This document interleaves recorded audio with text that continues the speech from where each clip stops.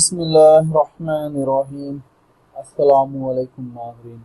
تمام تعریفیں اللہ تعالیٰ کی پاک ذات کے لیے جس جہان کی خالق مالک اور پروردگار ہے، اور لاکھوں کروڑوں اربوں خربوں درود اور سلام اللہ تعالیٰ کے آخری نبی اور رسول حضرت محمد مصطفیٰ احمد مجتبیٰ صلی اللہ تعالیٰ علیہ وآلہ وسلم پر۔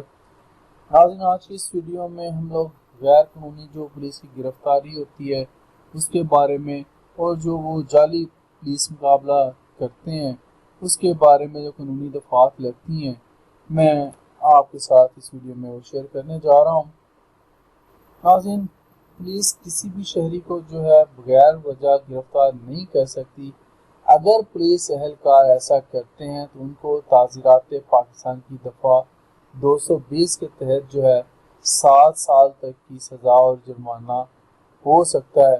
اس کا جو لیگل ریفرنس ہے وہ یہ ہے، AIR ہے 1958 کا، سندھ ہائی کورٹ کا فیصلہ ہے اور اس کا صفحہ نمبر ہے 67۔ دوسری جو دفعہ لگتی ہے اس کے بارے میں آپ کو بتا دوں، جو لیگل ریفرنس ہے، جو عدالتی فیصلہ ہے، ماورائے قتل یا جعلی پولیس مقابلے جو ہوتے ہیں، یہ عدالت نے کہا کہ سنگین جرم ہے۔ قانون کے مطابق پولیس صرف ملزم کو پکڑ کر عدالت میں پیش کر سکتی ہے۔ اگر پولیس جان بوجھ کر کسی کو جعلی پولیس مقابلے میں قتل کرتی ہے تو ان کے خلاف قتل کا مقدمہ جو ہے وہ درج کیا جا سکتا ہے۔ اس کا ریلائنس کیا ہے؟ یہ PLD ہے 1997 کا، لاہور ہائی کورٹ کا فیصلہ ہے اور صفحہ نمبر جو ہے 135 ہے۔ تیسرے نمبر پر آئین پاکستان کا جو ہے 1973 کا، 1973 کا، اس کا جو آرٹیکل 9 ہے اس کے تحت جو ہے ہر فرد کی سلامتی جو ہے اور اس کی جو آزادی ہے وہ ریاست کی ذمہ داری ہے۔ اس کی آزادی کی ضمانت جو ہے وہ ریاست کی ذمہ داری ہے۔